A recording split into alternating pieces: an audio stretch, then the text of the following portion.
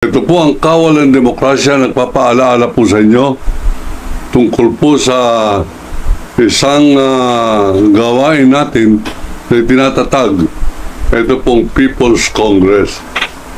Marami na po nagtatanong sa atin, nagkokomento tungkol po rito at nakikita kong kinakailangan po tayo magpaliwanag. Unahin po natin to bago po natin bigyan yung iba pang komento tungkol po sa mga nangyayari sa ating bansa. Una sa lahat, abay talaga pong nagsisilakbo ang damdamin ng mga Pilipino hinggil po dito sa kapalaluan ng Senado. Matatandaan po natin sa ating pong panonood ng hearing, tinanong ni Bato de la Rosa si Diskaya, kailan ba nag-umpisa itong inyong negosyo sa DPWH? Ang sagot ni Diskaya, 2016 onwards, unquote. Aba, nagalit po si Senator de la Rosa, sabi niya, you better make yourself sure, ha? Kailangan daw, sigurado. Ano po ibig sabihin niyan? Ibig palabasin na nangyari ang nakawan na yan ng malakihan sa panahon ni Bongbong Marcos at hindi ng panahon ng demonyo na si Rodrigo Roa Duwag Duterte.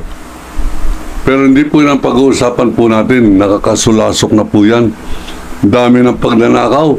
At lumalabas pa na sa Senado, dalawang malalaking pangalan ang malalaking nakuhang pondo ng pera ng taong bayan na para sa panlaban sana ng bansa laban po sa baha. Yan ay sila Senator Jinggoy Estrada, magnanakaw.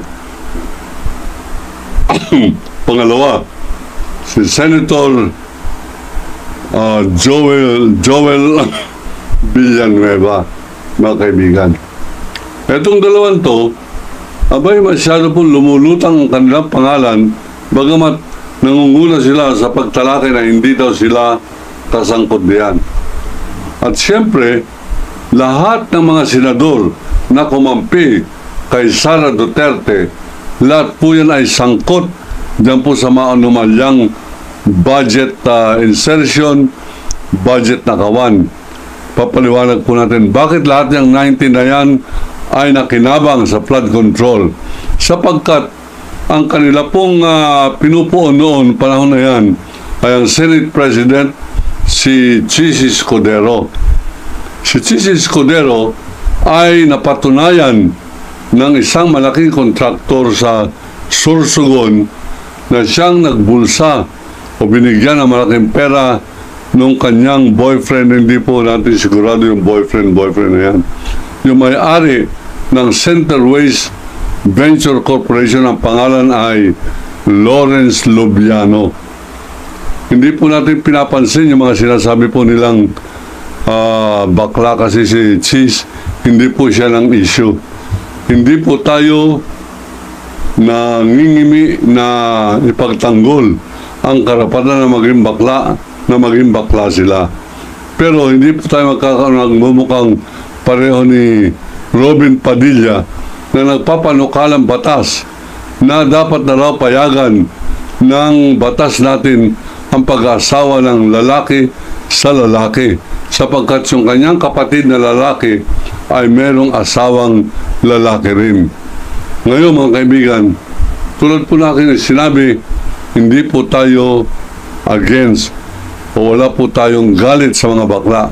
Katunayan, nung araw na ako po ay nasa isang radio station, pinagtanggol ko ang karapatan ng mga bakla na magkaroon ng party list. Yan ang totoong party list dapat, sapagkat ang nire-represent dapat ng party list, makinig kayo mabuti, ay yung marginalized sector. Ano po ibig sabihin ng marginalized? Na isasantabi, margin. Kumbaga po sa libro, yung margin po ay ito, nasa tabi lang. Marginalized sector, nasasantabi, wala sa gitna, hindi napapag-usapan, and therefore unrepresented.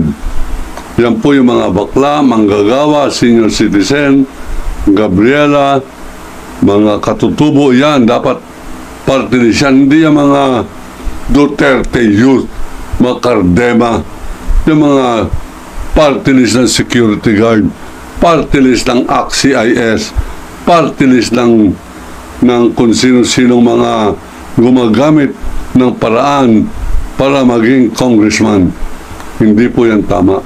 Yung mga binabae, bakla, tomboy, may karapatan yan sapagkat nabibilang sila sa marginalized sector ng society.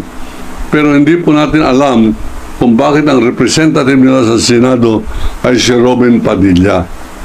Kaya po tayo nabahala sapagkat tinawagan po tayo ng pansin ng isang diplomat ng Middle East, and sabi niya, can you check on this Muslim called Robin Padilla?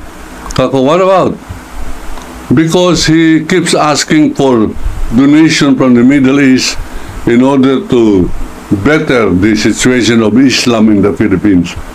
Sa wikang Tagalog, nangungulekta itong si Robin Padilla ng mga pondo mula po sa Middle East para po sa kamusliman. Karapatan niya po yan.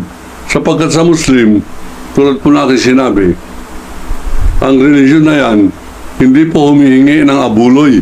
Hindi yan parang Jesus is Lord, hindi yan parang Iglesia ni Cristo, hindi yan parang kibuloy. Yan po ay Muslim, Islam. Hindi po nanghihingi ng, hindi nagkukolekta ng porsyento or tithing sa mga deboto. Bawal po yan sa Islam. Katunayan, yung pagbibigay ng tulong, nasa batas po yan ng Islam. Pero ikaw mismo na magbibigay ang pipili ng iyong bibigyan. Halimbawa, meron kang kapitbahay na masyadong aping-api, hindi makapag-aaral ng anak, katungkulan po ng Muslim sa batas ng zakat, one of the pillars of Islam, na tumulong ka. Ikaw mismo magmamagandang loob, kakatuka sa bahay nila at mag-offer ka na hindi mahihiya yung tao, hindi magmumukhang pulubi. Sabi mo, kaya gusto kong maging kabahagi na maging sponsor ng scholarship ng inyong anak. Sapagkat yun ay tungkulin po ng Muslim, yan po ay ibibigay. Ngunit yung ginagawa ni Robin Padilla na humihingi ng mga donasyon sa mayamang mga bansa sa Middle East, pareho ng Qatar, sa Emirates, Saudi Arabia, binibigyan po siya gawa ng celebrity siya. Ngayon, ano po ang ating pong nirereklamo rito, ang ating pong binibigyan ng puna. Yung pong paghihingi na yan, ginagamit niya sa pagtatanggol ng mga nagdarambong, ginagamit niya sa kanyang yaman para ipagtanggol ang mandarambong na pareho ni Duterte. Yan po ay laban sa Islam. Bawal na ipagtanggol mo yung gumagawa ng krimen, lalo tigit yung gumagawa ng masama sa kanyang kapwa, pareho ng mga Duterte. Pag yan ay nagbigay ka ng iyong talento, nagpainom ka talento mo, ginamit mong kasikatan mo, para pagtanggol mo mali, yan ay krimen. Yan po ay mali at yan ay haram. At yan, ako bilang isang Muslim, tungkulin ko na labanan niya mga ganyang practice. Kaya po tayo hayagan. Hindi po tayo nagmamaskara, hindi po tayo gumagamit ng kung ano mga alias. Ako si Waldy Carbonell, nagsasabing si Robin Padilla ay baboy na Muslim, haram. At ito sila Jinggoy Estrada, baboy lang period, hindi po Muslim yan. Hindi naman po dahil sa kanyang mukha, bagamat ganyan talaga mukha ni Jinggoy, hindi po natin pipersonalin na siya ay mukhang baboy. Ang baboy po kay Jinggoy ang kanyang pag-uugali, napaka baboy na senador. At kung sino man ang bumoto rito, kung sino man anuman relihiyon ang bumoto dito, ay nagbibigay ng bendisyon o suporta sa isang baboy na kandidato, magnanakaw pa ng pondo. At yan ay pinoprotestahan po natin. Kaya po tayo kahapon nasa meeting ng aking po mga matatalik na kaibigan kapwa ko manunulat, kapwa ko po aktivista, medyo mga senior citizen ang alang, pero pare-pareho po natin ang aming paniniwala na Pilipino dapat magligtas na ngayon sa Pilipinas sapagkat tayo ay talagang minamanipulate na ng inchik. Yung inchik, mga kaibigan, 90% ng West Philippine Sea, kanila na po yan. At pumapasok na po sila sa Maynila, pumapasok sila sa Luzon, Visayas at Mindanao. Nang hindi man lamang nila tinatakot, hindi na sila nagpapatok ng baril na kukub-kub nila ang Pilipinas. Ngayon, nagbubuo po ako ng People's Congress sapagkat hindi ko po kaya mag-isa ito. Hindi ko po kayang 5-5 lamang kami, 10-10 lamang. Bagamat yan po ang plano natin ay magtatatag po tayo sa bawat lugar ng 7 leaders. Halimbawa, sa Cebu. Pupunta po kami riyan, mananawagan po kami ng mga symposium at hingin namin sa mga taong taga Cebu. Pumili sila ng 7 leaders na hindi politiko. Hindi gagamitin para po sa 2028, hindi gagamitin para po sa party list, hindi gagamitin para po sa politika. Gagamitin natin sila, tayo, ang ating sarili, para pagtanggol ang ating bansa laban sa manlulupig, laban sa mga dinastiya, laban po sa mga mapagsamantala. People's Congress. Ang kasama ko po rito ay dating PMA Class 64, former retired na ngayon, Senior Officer Colonel Leonardo Odonio. Kasama rin po natin dito former Commissioner ng Wikang Pilipino, Ginoong Commissioner Joe Lad Santos. Meron po isang senior literary writer, kasama rin po natin kahapon sa meeting ng pagbubuo ng haligi ng People's Congress, si Ginoong Tomas Agulto, isa pong accomplished writer. Medyo 80 years old na rin yata to. Although nagpapakilala siya sa akin, sabi niya, 77 years old lang siya. Ganun pa man, patuloy po ang aming pong pagkikipag-ugnayan sa iba't ibang mga sektor at iniisip po namin sa national leadership ay pipili rin kami ng 7 mga leaders.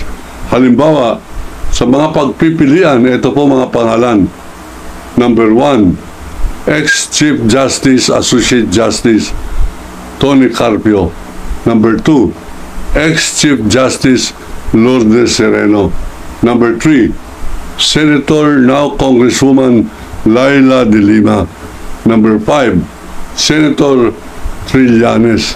Number 7, Senator Risa Hontiveros. Number 8, Father Robert Reyes. Number 9, Attorney Homobono Adasa.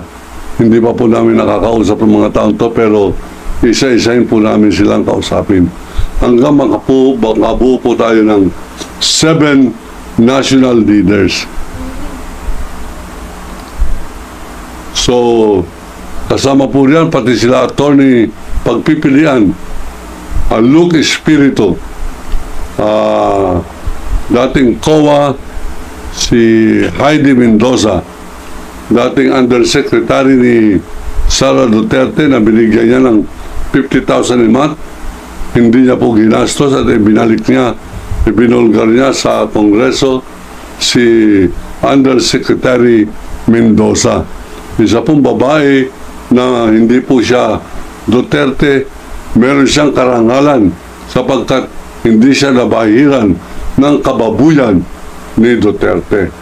Lahat naman nagtatanggol kay Duterte ay kalaban ng People's Congress. Ako po ay isa sa mga convener and leader ng People's Congress, although hindi ko po hangad na maging bahagi dun sa 7 national leaders. Tayo po ay susuporta, maging convener. Ang ibig sabihin ng convener, magbubuo, siya mananawagan, siya ang magiging tulay para magkaisa-isa ito mga leaders na maaring hindi po masyadong nagkikipag-ugnayan sa isa't isa. Ganun pa man, ano po ang hangarin nitong People's Congress? Yung agad-agad, idideklara po nating persona non grata lahat ng mga politiko na kasama sa tinatawag po nating political dynasty. Yan po ay hindi naman natin sila sasaktan, kundi sila po ay ating idideklara na persona non grata sa ating pamilya, sa ating bahay, sa ating lipunan, sa ating club, sa People's Congress. Hindi po natin sila kikilalanin na honorable congressman, honorable senator, lalo tigit ang kamukha mo ay si Bato de la Rosa, Marcoleta, Bongo. Hindi po kaaya-ayang pangitain yan ng matinong tao. At siya po ilalabanan natin. At yung pagdideklara ni Duterte na gusto niyang maging probinsya tayo ng China, magpapasa po tayo ng resolusyon. Itong convention na pinaplano po natin sa December na nagsasabing hindi namin isusuko ang Pilipinas. At dyan po tayo makikipag-isa kay President Bongbong Marcos sa kanyang paninindigan na hindi niya isusuko kahit na anumang bahagi ng Pilipinas, teritoryo nito sa Communist China. Diyan po kami magkakaisa, susuportahan natin. Kailangan natin mayroong Pangulo upang labanan man to man ito pong ginagawang pananakop sa atin ng China na ngayon po, sang-ayon po sa ating informante sa international media, ay kumikilos po sila para itatag na ang shadow government sa ilalim ni Sara Duterte at siyang idideklara na Pangulo ng Republika ng Pilipinas. At sangayon po sa aking informante, ang China ang magiging financier, hindi nila kinakailangan ng budget mula sa baha.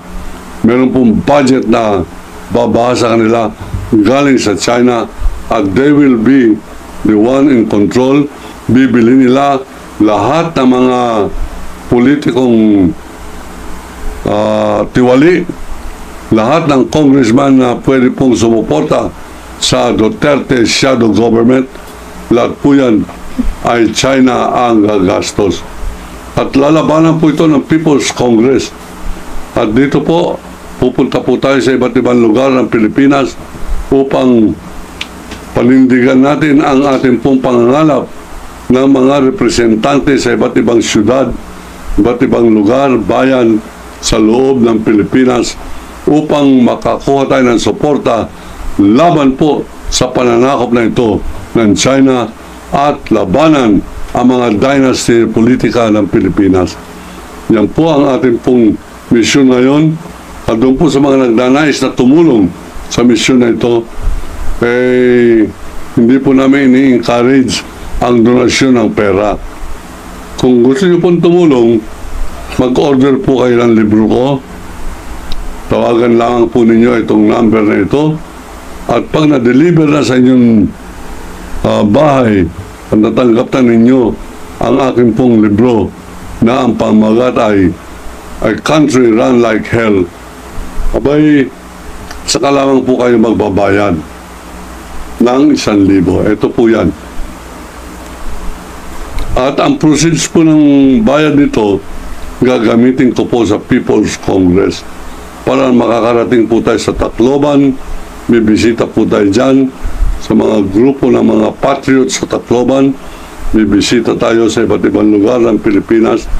Hindi po natin i-announce kung kailan sapagkat hindi po natin gagawin madali ang gagawin po nilang pang-ambush sa atin.